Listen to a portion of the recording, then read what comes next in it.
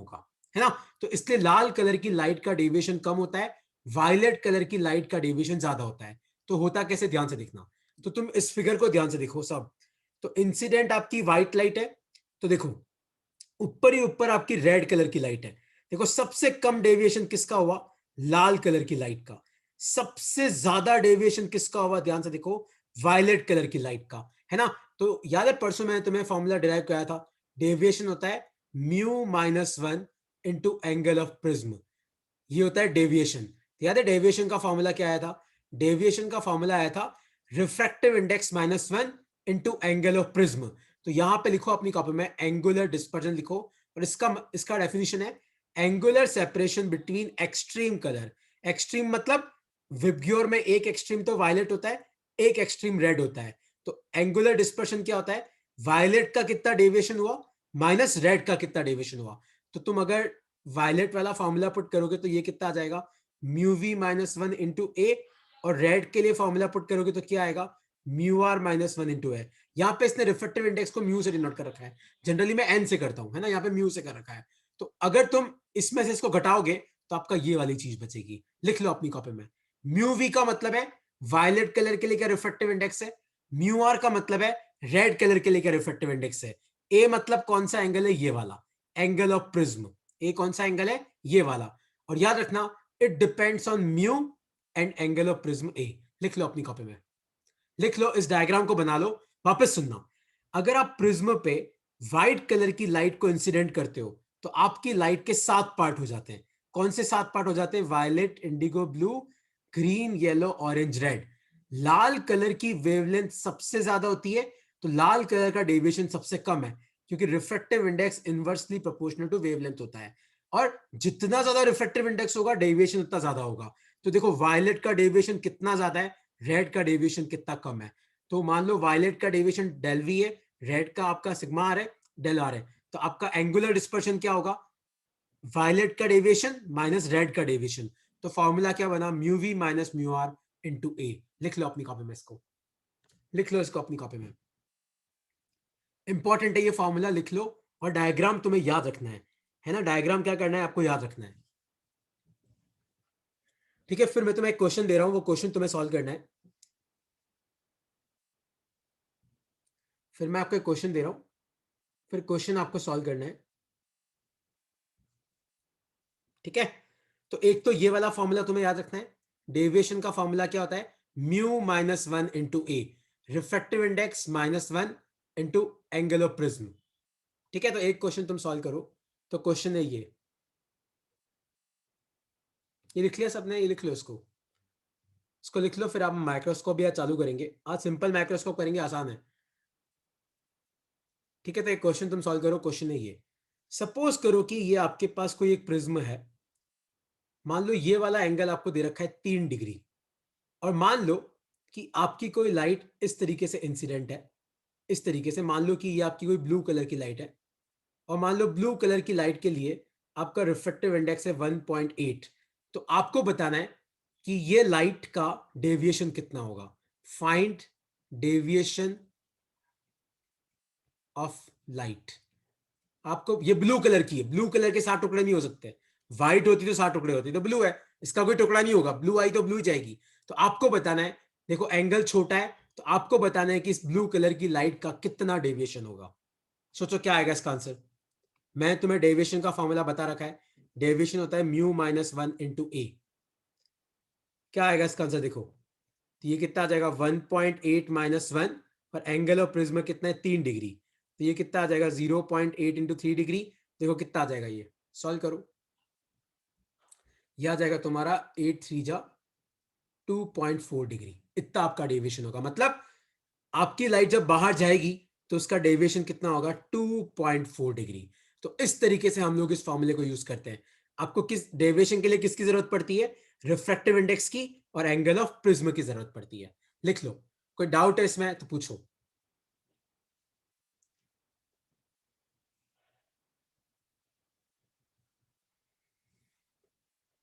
ठीक है, okay. Next लिखो अपनी कॉपी में, टॉपिक लिखो डिस्पर्सिव पावर। टॉपिक लिखो अपनी कॉपी में डिस्पर्सिव पावर। टॉपिक लिखो अपनी कॉपी में, डिस्पर्सिव पावर, इसको डिनोट करते हैं हम ओमेगा से, और ओमेगा का फॉर्मूला होता है आपका कितना एंगुलर सेपरेशन है, मतलब हम लोगों ने अभी पढ़ा था, याद है, कितना एंगुलर सेपरेशन या एंगुलर डिस्पर्जन है, तो ओमेगा होता है आपका कितना एंगुलर डिस्पर्जन है, तो मतलब आपका एंगुलर डिस्पर्जन कितना है अपॉन आपका मीन डिस्पर्जन कितना है। तो अगर तुम्हें नहीं पता हो तो मीन डिस्पर्जन क्या होता है मैं तो दिखा देता हूं।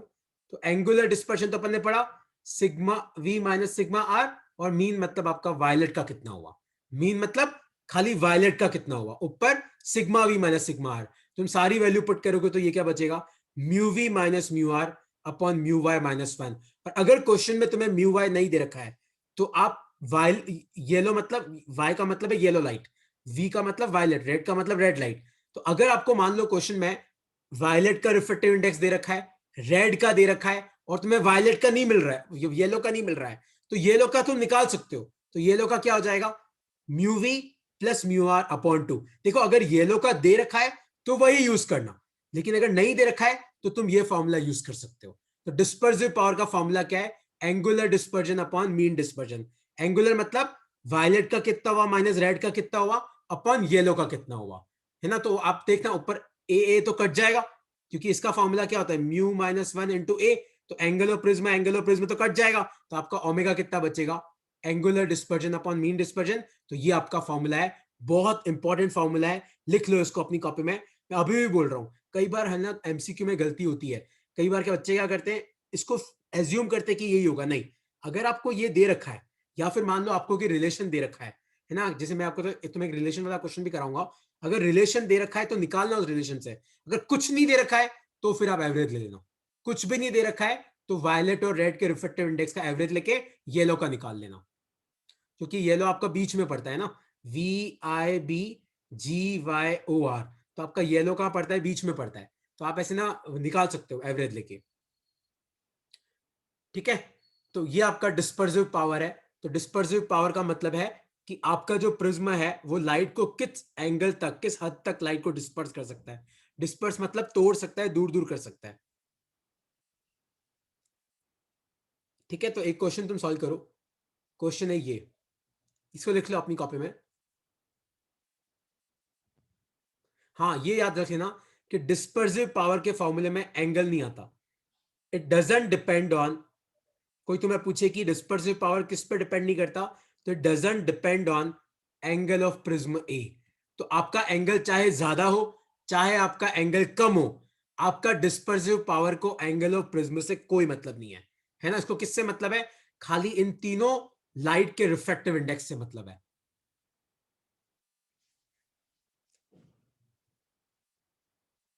ठीक है।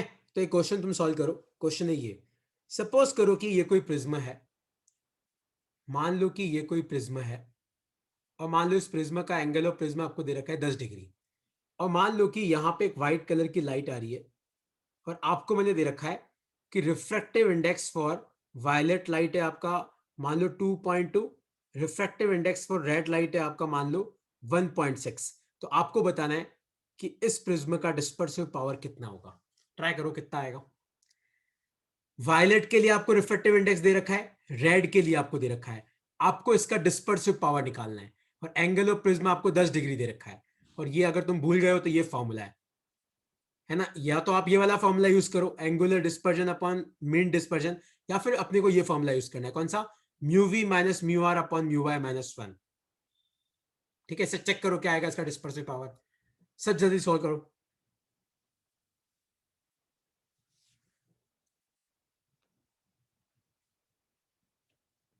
क्या आएगा इसका answer, N V minus N R upon N Y minus one, तो ये तो आ जाएगा 2.2 माइनस 1.6, और अगर आपको नहीं दे रखा है तो मैंने क्या बोला, फिर आप एवरेज ले लियो, तो N V plus N R by two, तो 2.2 प्लस 1.6 तो कितना आ जाएगा 3.8, ये ना 22 और 16, 22 से 32 16 38, 38 का ये आ जाएगा 1.9, तो नीचे आ जाएगा 1.9 माइनस वन। इसको सॉल्व कर लेना, आया तुम्हें समझ में कि डिस्पर्सिव पावर कैसे निकालते हैं, इस तरीके से निकालते हैं। और अगर तुम्हें वायलेट का और रेड का रिफ्लेक्टिव इंडेक्स दे रखा है तो तुम किसका निकाल सकते हो, येलो का निकाल सकते हो, है ना। इस तरीके से निकालते हैं। और कुछ पूछना है इसमें तो पूछो। इसमें कई बार होता है, इसमें कुछ पूछना है तो पूछो, वरना मैं तुम्हें एक मिससेलेनियस टॉपिक है, वो जनरली अब नहीं आता है, पर तो भी तुम्हारे लिए बता रहा हूं मैं। तो इसको लिख लो, इसमें कोई डाउट है तो पूछो। कोई भी डाउट है किसी को? खुश, कोई डाउट है? कामाक्षी, कोई डाउट है? हैतल, श्रेया, कोई डाउट है तो पूछ लो। इसमें इसमें इस टॉपिक को बस फॉर्मूले देख लेना, डायग्राम देख लेना, इससे कोई इतने ज्यादा हाईफाई क्वेश्चन नहीं आते हैं। दो तरीके के क्वेश्चन और कौन से आते हैं वो मैं तुम्हें बता रहा हूं, फिर मैं सिंपल माइक्रोस्कोप पे आ जाऊंगा। ठीक है, एक क्या होता है, कई बार एग्जाम में एक ये कॉशीज फॉर्मूला करके है। तो कॉशीज फॉर्मूला देखो, अब ये आउट ऑफ सिलेबस है, लेकिन रिफ्रैक्टिव इंडेक्स और वेवलेंथ का रिलेशन होता है, n equal to A plus B by lambda plus C by lambda square, इसे समथिंग। तो अगर मान लो तुम्हें ऐसा रिलेशन मिल जाए एग्जाम में, तो घबराने की जरूरत नहीं है। तुम्हें ए और बी की वैल्यू दे रखी होगी, है ना, और मान लो कि तुम्हें बोल दे कि लाल कलर की लाइट का वेवलेंथ सपोज करो 700 नैनोमीटर है, कुछ नहीं करना है, लैम्डा की जगह पुट करना और एनआर निकाल लेना। ठीक है, अगर आ जाए तो कुछ नहीं करना है, घबराने की जरूरत नहीं है। रिफ्रैक्टिव इंडेक्स देखो इनवर्सली प्रोपोर्शनल टू वेवलेंथ होता है, तो जनरली इस फॉर्मूले को यहीं तक लगाना, आगे वाली टर्म्स को इग्नोर कर देना। मान लो आपको ए और बी दे रखा है, तो आगे वाली टर्म लिखने की जरूरत नहीं है, खाली क्या लिखना, आप A plus B by lambda, lambda की वैल्यू पुट करना, ए और बी की वैल्यू पुट करना और रिफ्रैक्टिव इंडेक्स निकाल लेना। कोई घबराने की जरूरत नहीं है ना। वैसे अब नहीं आता है, लेकिन आ जाए तो भी अपने कोई टॉपिक पता होना चाहिए। ठीक है, और कोई डाउट है तो इसमें पूछो। जैसे मान लो कि मैं तुम्हें बोल दूं कि रिफ्रैक्टिव इंडेक्स आपको दे रखा है 1 प्लस, सपोज करो आपको दे रखा है 10⁻⁻⁹ अपॉन लैम्डा, मान लो ये मैंने तुम्हें दे रखा है। ठीक है, एन आपको मैंने रिलेशन दे रखा है। मेरा क्वेश्चन है find refractive index for red colour. मेरा क्वेश्चन है कि रेड कलर की लाइट का रिफ्रैक्टिव इंडेक्स क्या होगा। तो रेड कलर की लाइट का जो वेवलेंथ होता है वो होता है 700 नैनोमीटर। कितना होता है? 700 नैनोमीटर। तो एन ऑफ रेड कितना आ जाएगा? 1 प्लस 10⁻⁹ और लैम्डा कितना दे रखा है? 700 नैनोमीटर। तो नैनो होता है 10⁻⁻, इससे गया तो आपका आंसर कितना आया? 1/1 प्लस 700 आ गया। बस कोई घबराने की जरूरत नहीं है, आ गया तो ऐसे करना है क्वेश्चन को। ठीक है, और कोई डाउट है तो पूछो, और कोई डाउट है तो क्लियर कर लो। इसमें कुछ पूछना है तो पूछ लो। ये लिख लो अपनी कॉपी में, कॉशीज फार्मूला है ना, लिख लो और एक एग्जांपल लिख लो इसका, अगर आ जाए, क्योंकि अपनी बुक में क्या है कि मुझे एनसीईआरटी में एक आध जगह इसका हिंट है, तो लिख लो, और आ जाए तो घबराने की जरूरत नहीं है, कर लेना। और कुछ पूछना है तो पूछो।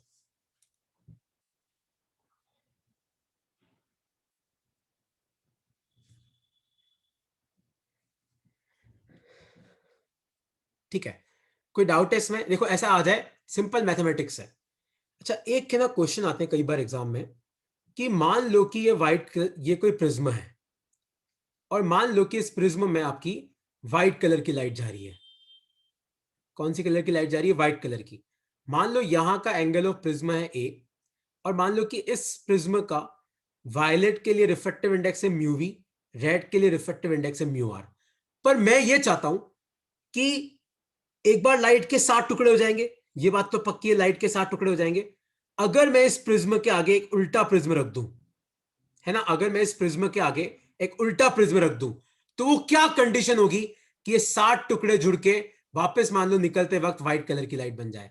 तो वो क्या कंडीशन होगी, ध्यान से देखना। मान लो कि इस प्रिज्म का एंगल ऑफ प्रिज्म है ए डैश, इसके लिए वायलेट का रिफ्रैक्टिव इंडेक्स है म्यू वी डैश, और रेड का रिफ्रैक्टिव इंडेक्स है म्यू आर डैश। तो आपको क्या करना है, जितना इस प्रिज्म ने तोड़ा था, कितना तोड़ा था? डेल्टा। मान लो उतना ही इस प्रिज्म ने जोड़ दिया, कितना जोड़ दिया? Delta dash. दोनों को बराबर कर दो, तो इसका डेल्टा कितना आ जाएगा? म्यू वी माइनस, एक सेकंड, इसका कितना आ जाएगा? Mu V minus mu R into A. जितना इसने तोड़ा उतना ही मान लो इसने जोड़ दिया, तो mu V dash minus mu R dash into A dash. तो अगर ये कंडीशन सेटिस्फाई हो जाती है, तो इस प्रिज्म, इन दोनों प्रिज्म से जो लाइट निकलेगी ना, उसमें कोई भी डिस्पर्जन नहीं होगा, क्योंकि जितना पहले प्रिज्म ने तोड़ा था उतना दूसरे ने वापस जोड़ दिया, तो बात ही खत्म हो गई ना। लेकिन ये कंडीशन कब सेटिस्फाई होगी? जब जितना डिस्पर्जन इसके कारण हुआ उल्टा उसके कारण होगा, क्योंकि मैंने प्रिज्म उल्टा रखा हुआ है। बस आपको इन दोनों को बराबर करना है, आपको वैल्यूज दे रखी होगी, आप पुट करना, आपको आंसर मिल जाएगा। तो कोई तुम्हें पूछे कि मुझे डिस्पर्जन नहीं चाहिए, तो आपको क्या क्या लेना पड़ेगा? आपको 2 प्रिज्म लेने पड़ेंगे, दोनों प्रिज्म को ऐसे उल्टा रखना पड़ेगा, एक के आगे उल्टा, तो जितना इसने तोड़ा उतना ही वो जोड़ देगा, दोनों को बराबर रख देना, आपका आंसर आ जाएगा। इसको लिख लो, नो डिस्पर्जन की कंडीशन है इसमें, इसमें कोई डिस्पर्जन नहीं होगा। नो डिस्पर्जन, हाँ डेविएशन जरूर होगा। मतलब आने वाली लाइट और जाने वाली लाइट, मान लो आने वाली ऐसी है, जा ऐसे रही है, दोनों व्हाइट कलर की होगी, लेकिन थोड़ा सा डेविएशन हो जाएगा, no dispersion, only deviation, only deviation, deviation होगा पर डिस्पर्जन नहीं होगा। तो ये कंडीशन तुम तुम्हारे दिमाग में फिट कर लो, ठीक है। इसके साथ तुम्हारा डिस्पर्जन का टॉपिक खत्म होता है। मैं अब आ रहा हूं सिंपल माइक्रोस्कोप पे।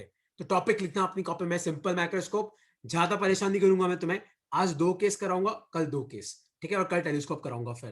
तो सिंपल माइक्रोस्कोप क्या होता है पहले हम वो समझेंगे। पहले इसको लिख लो अपनी कॉपी में, कि कोई तुम्हें पूछे कि यार मेरे को है ना लाइट को नहीं तोड़ना है यार, मेरे को व्हाइट ही चाहिए वापस, मेरे को तुम वापस जोड़ो, वापस लाइट को जोड़ो तोड़ के। तो पहले आपने तोड़ा, तो तोड़ा तो कितना डिस्पर्जन हुआ, इतना, वापस जोड़ो तो इतना, क्योंकि प्रिज्म उल्टा रखा हुआ है, तो वापस लाइट जुड़ जाएगी, दोनों को बराबर रखना, आपका आंसर आ जाएगा, ठीक है। एक इसका न्यूमेरिकल कर लेते हैं, फिर सिंपल माइक्रोस्कोप पे आते हैं। तो न्यूमेरिकल क्या है, अब तुम सब ध्यान से देखना। तो आपको दे रखा है कि आपके पास ये एक प्रिज्म है, और इसका आपको एंगल दे रखा है 20 डिग्री, और इसके लिए आपको म्यू वी दे रखा है 1.8, और आपको म्यू आर दे रखा है 1.2। मेरे पास एक और प्रिज्म है, इसका एंगल ऑफ प्रिज्म मुझे नहीं पता, लेकिन इसके कारण जो म्यू वी है वो है 1.6, और जो म्यू आर है वो है 1.2। तो आपको बताना है कि ये एंगल की क्या वैल्यू हो, कि अगर मैं इस प्रिज्म को यहां पे उल्टा रखूं तो यहां पे कोई भी डिस्पर्जन ना हो। तो what will be the value of A, what will be the value of A for no dispersion. मतलब मैं चाहता हूं कि कोई भी डिस्पर्जन नहीं हो, तो आपको बताना है कि इस ए की वैल्यू क्या होगी। जल्दी करो, सब जल्दी करो, सॉल्व करो यार, मैं अकेला ही बोले जा रहा हूं कब से। करो, सॉल्व करो, वात्सल्य, खुश, सॉल्व करो, कामाक्षी सॉल्व करो इसको, भूमित्र भाई सॉल्व करके लिखो आंसर क्या आएगा इसका answer. What will be the value of A, इस ए की क्या वैल्यू हो कि कोई डिस्पर्जन ना हो।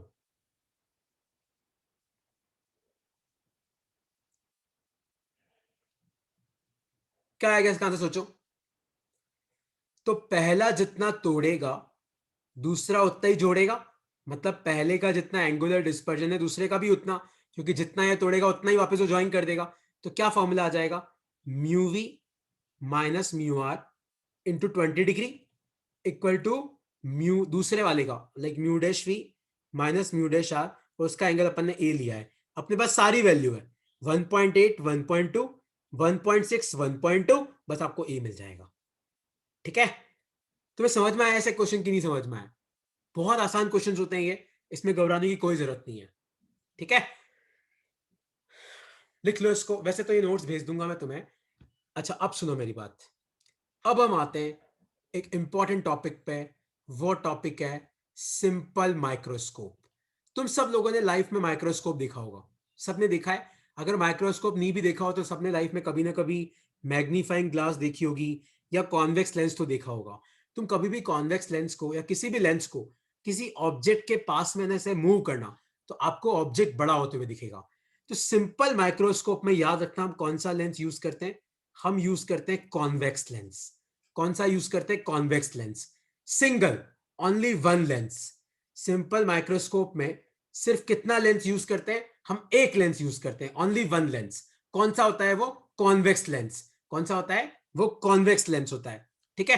क्योंकि कॉन्वेक्स लेंस में आपकी क्या बनती है, आपकी रियल इमेज बनती है ना। वैसे तो आप कॉन्वेक्स वर्चुअल और एडिटिव बना सकते हो, लेकिन कॉन्वेक्स लेंस में अपने को मैग्निफिकेशन ज्यादा मिलती है due to its high magnification. तो कॉन्वेक्स लेंस से अपने को काफी हाई मैग्निफिकेशन मिलती है, इसलिए हम कौन सा लेंस यूज करते हैं, कॉन्वेक्स लेंस, ठीक है। अब तुम सब ध्यान से समझना, एक टॉपिक ये लिख लो अपनी कॉपी में। तो कोई तुम्हें पूछे कि सिंपल माइक्रोस्कोप में कितने लेंस यूज होते हैं, एक लेंस। कौन सा होता है वो, कॉन्वेक्स होता है। क्यों करते हैं कॉन्वेक्स, क्योंकि उसकी मैग्निफिकेशन क्या होती है, ज्यादा। अपने को मैग्नीफाई तो करना है, छोटे ऑब्जेक्ट को बड़ा करना है, तो अपन क्या यूज करते हैं, कॉन्वेक्स लेंस यूज करते हैं। अच्छा अब तुम एक चीज समझना, सब एक चीज को समझना। सपोज करो कि ये कोई ऑब्जेक्ट है ए बी, और मान लो कि इस ए बी ऑब्जेक्ट को आप अपनी आंखों से देख रहे हो, मतलब आपने कोई लेंस यूज नहीं किया, मान लो आप अपनी आंखों से देख रहे हो। तो मान लो ऊपर से जो लाइट आ रही है और नीचे से जो लाइट आ रही है, मान लो ये एंगल आपके बन रहा है 2 डिग्री। ये कितना बन रहा है आपका, सपोज करो कि ये एंगल बन रहा है आपका 2 डिग्री, ठीक है। मतलब ये एंगल कब बना, जब आपने कोई भी ऑप्टिकल इंस्ट्रूमेंट यूज नहीं किया, और मान लो कि आपने कोई ऑप्टिकल इंस्ट्रूमेंट यूज किया और आपको ये ऑब्जेक्ट इतना बड़ा दिख रहा है, ए डैश बी डैश, तो मान लो कि अब आपकी आंखों पे जो एंगल बन रहा है वो बन रहा है, सपोज करो 6 डिग्री, है ना। तो पहले आपने कोई ऑप्टिकल इंस्ट्रूमेंट यूज नहीं किया, सीधा आंखों से देखा, तो मान लो आपको ऑब्जेक्ट का ऊपर से एक लाइट आई, ऑब्जेक्ट के नीचे से एक लाइट आई, तो इन दोनों लाइट के बीच में कितना एंगल है, 2 डिग्री। मान लो आपने कोई ऑप्टिकल इंस्ट्रूमेंट बीच में यूज किया, मान लो आपने क्या यूज किया, आपने कोई ऑप्टिकल इंस्ट्रूमेंट यूज किया, मान लो आपने चश्मा लगाया, आपने कुछ भी लगाया, अब आपको वो छोटा ऑब्जेक्ट बड़ा दिख रहा है, और अब आपकी आंखों पे कितना एंगल बन रहा है, 6 डिग्री। तो अब जो मैग्निफिकेशन होगा ना, वो मैग्निफिकेशन कैसे निकालेंगे पता है, ये मैग्निफिकेशन कैसे निकालते हैं, अगर आपने ऑप्टिकल इंस्ट्रूमेंट यूज किया तो वो वाला एंगल ऊपर लिखो, और नहीं यूज किया तो वो वाला एंगल नीचे लिखो। तो आपका मैग्निफिकेशन कितना आया, 3। और इस मैग्निफिकेशन को बोलते हैं हम एंगुलर मैग्निफिकेशन। तो टॉपिक लिखो अपनी कॉपी में, एंगुलर मैग्निफिकेशन, और फिर मैं आऊंगा सिंपल माइक्रोस्कोप पे, क्योंकि अब तक तुम लोगों ने कौन सा मैग्निफिकेशन पढ़ा था, height of image upon height of object. यहाँ पे हाइट नहीं है, यहाँ पे क्या है, एंगल। तो एंगुलर मैग्निफिकेशन होता क्या है, अपनी कॉपी में डेफिनेशन लिखो, बहुत इंपॉर्टेंट है, लिखो अपनी कॉपी में, मैं लिख रहा हूं उसको कॉपी करना। एंगुलर मैग्निफिकेशन की डेफिनेशन, तो एंगुलर मैग्निफिकेशन होता है angle subtended at I when optical instrument is used. Angle subtended at I when optical instrument is used divided by angle subtended at I, angle subtended at eye when no optical instrument is used। तो ऊपर कौन सा angle आएगा, जब आपने optical instrument use किया तब आपकी आंखों पे क्या एंगल बना, और नीचे कौन सा एंगल आएगा, जब आपने ऑप्टिकल इंस्ट्रूमेंट यूज नहीं किया, आपने अपनी आंखों से ही ऑब्जेक्ट को देख लिया।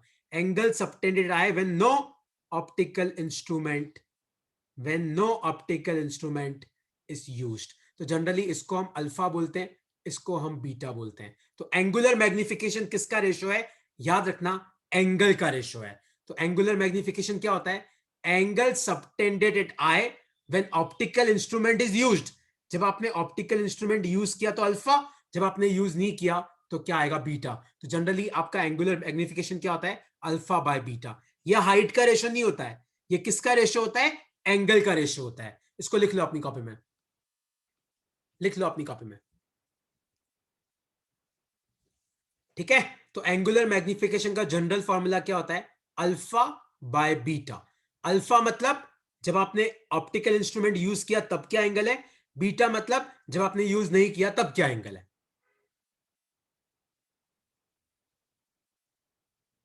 लिख लो, आसान है, सिंपल माइक्रोस्कोप बहुत आसान है, तुम समझो तो बहुत आसान है, अगर रटोगे तो कुछ समझ में नहीं आएगा। ठीक है, तो एक केस में ले रहा हूं अभी, इसको लिख लो अपनी कॉपी में, है ना, लिख लो इसको, क्योंकि कई बार आता है डिफाइंड एंगुलर मैग्निफिकेशन, कई बार आता है। टेलीस्कोप के केस में तो बहुत बार आया है कि एक स्टार है, उसको मैं अपनी आंखों से देख रहा हूं, तो मेरी आंखों पे मान लो बन रहा है 0.1 डिग्री, फिर मैंने एक बढ़िया सा वो टेलीस्कोप यूज किया, अब मेरी आंखों पे 5 डिग्री बन रहा है, तो कितना मैग्निफिकेशन है ना। मैं एक क्वेश्चन तुम्हें दे रहा हूं, वो क्वेश्चन तुम्हें सॉल्व करना है। तो क्वेश्चन है ये कि अगर मान लो आसमान में कोई तारा है, कोई छोटा सा तारा है, और आप अर्थ से देख रहे हो, तो अभी आपकी आंखों पे एंगल बन रहा है 0.1 डिग्री। मतलब इस तारे के ऊपर से जो लाइट आ रही है और इस तारे के नीचे से जो लाइट आ रही है, उसके बीच में कितना एंगल है, 0.1 डिग्री। अब मान लो आपने कोई मस्त टेलीस्कोप यूज किया, आपने कोई मस्त टेलीस्कोप यूज किया, अब आपको वो तारा इतना बड़ा नजर आ रहा है, और मान लो कि अब आपकी आंखों पे जो एंगल बन रहा है, मान लो वो एंगल है 3 डिग्री। कितना बन रहा है, 3 डिग्री। तो आप मुझे बताओ कि एंगुलर मैग्निफिकेशन कितना होगा, सोचो। एग्जाम में यही क्वेश्चन आता है, तुम लोग घबरा जाते हो, अरे क्या आ गया, अरे क्या आ गया, क्या आपको डेफिनेशन पता है तो आप कर सकते हो। कितना आएगा सोचो, जब आपने कोई इंस्ट्रूमेंट यूज नहीं किया तो बीटा, जब आपने इंस्ट्रूमेंट यूज किया तो अल्फा, तो अल्फा बाय बीटा, तो 3 डिग्री अपॉन 0.1 डिग्री, कितना आ गया, 30। आ गया आंसर। नहीं समझ में आया तुम्हें कैसे किया मैंने क्वेश्चन। तो जब भी अपन सिंपल माइक्रोस्कोप और टेलीस्कोप पढ़ेंगे ना, इसमें अपन जनरली एंगुलर मैग्निफिकेशन निकालेंगे। मैं ये नहीं बोल रहा बाकी दूसरा मैग्निफिकेशन निकालेंगे, वो भी निकालेंगे, पर दोनों, इस ये वाला टॉपिक ज्यादा इंपॉर्टेंट है, एंगुलर वाला। ठीक है, तो लिखो अपनी कॉपी में, टॉपिक लिखो अपनी कॉपी में, magnification due to simple microscope, magnification topic लिखो अपनी कॉपी में, magnification due to simple microscope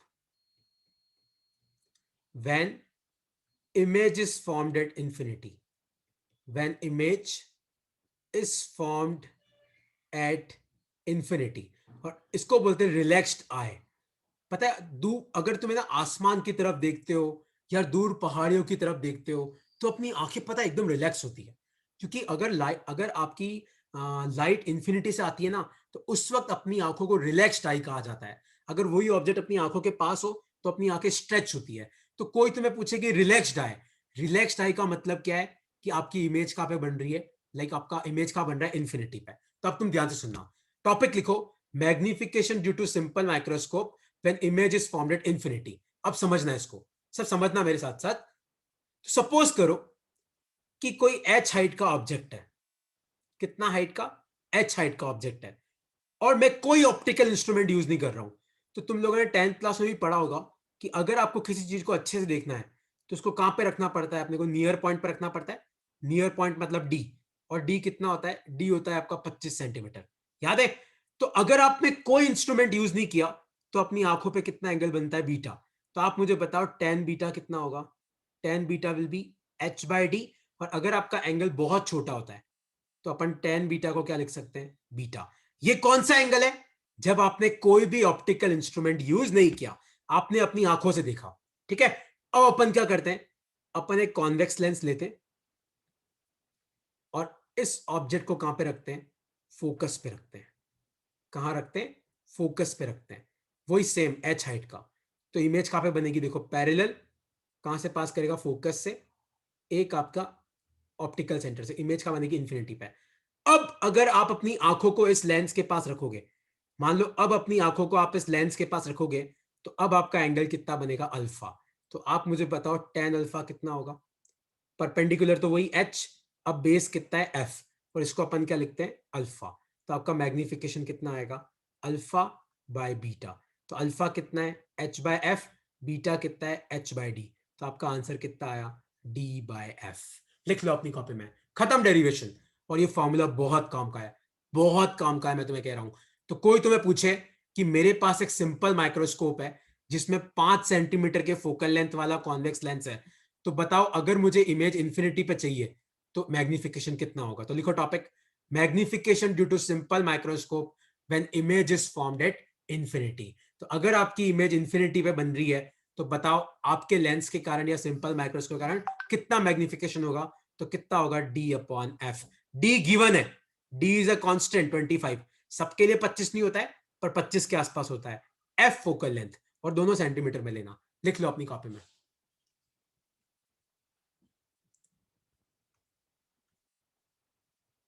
लिख लो। तो magnification due to simple microscope when image is formed at infinity. तो अगर आपकी इमेज इंफिनिटी पे है, मतलब मतलब अपनी आंखों को लगेगा कि लाइट कहां से आ रही है, इंफिनिटी से आ रही है। अपनी आंखों को क्या लगेगा, लाइट कहां से आ रही है, इंफिनिटी से आ रही है। तो उस केस में मैग्निफिकेशन कितना होगा, d/f।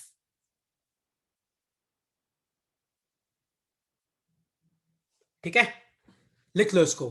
तो ये वाला डायग्राम कब था, जब खाली आपकी आंखें थी, कोई ऑप्टिकल इंस्ट्रूमेंट नहीं था।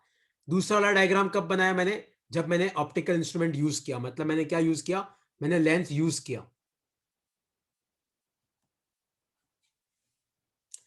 ओके, तो एक क्वेश्चन तुम सॉल्व करो, इसको बना लो मेरे साथ साथ, और क्वेश्चन सॉल्व करो इसका।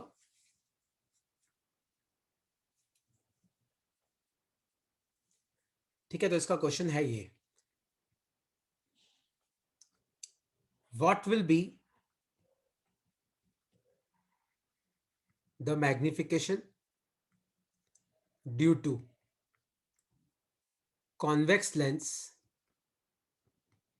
of focal length 5 centimeter used in simple microscope when eye is in relaxed position, when eye is in relaxed position। क्या होगा इसका आंसर, जल्दी बताओ, जल्दी सॉल्व करो, क्या होगा इसका आंसर।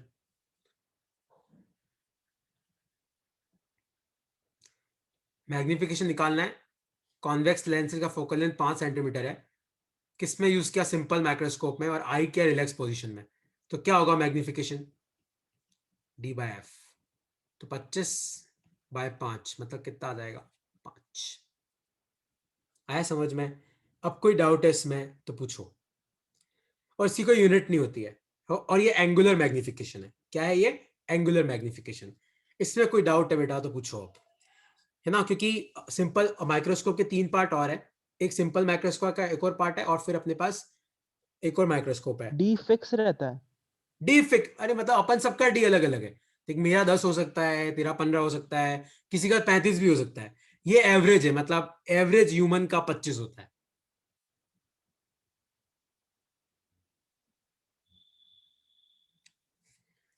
और पूछो क्या पूछना है।